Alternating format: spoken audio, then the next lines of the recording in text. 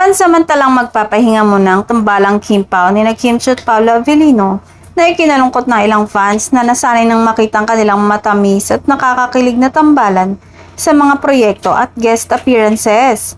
Marami ang umasa na masusundan agad ang kanilang mga proyekto, ngunit tila magkakaroon muna sila ng kanya-kanyang ginagawa.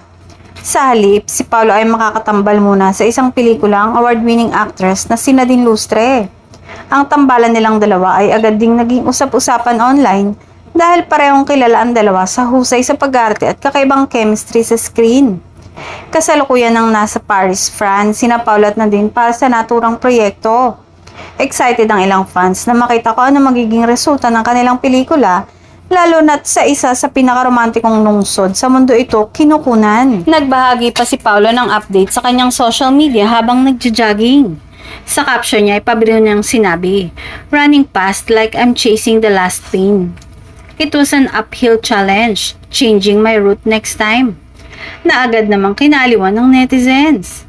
Dahil dito, maraming fans ang napapatanong kung sino naman ang magiging susunod na katambal ni Kim habang abala si Paolo sa bagong project sa abroad. Marami ang nag-aabang kung may bagong leading man na ipapakilala sa aktres sa kanyang susunod na proyekto. Sa ngayon ay wala pang opisyal na anunsyo kung sino ang makakasama ni Kim sa kanyang susunod na project.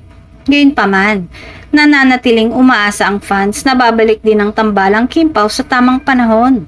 Habang excited din silang makita kung ano pang bagong proyekto ang naghihintay para kay Kim.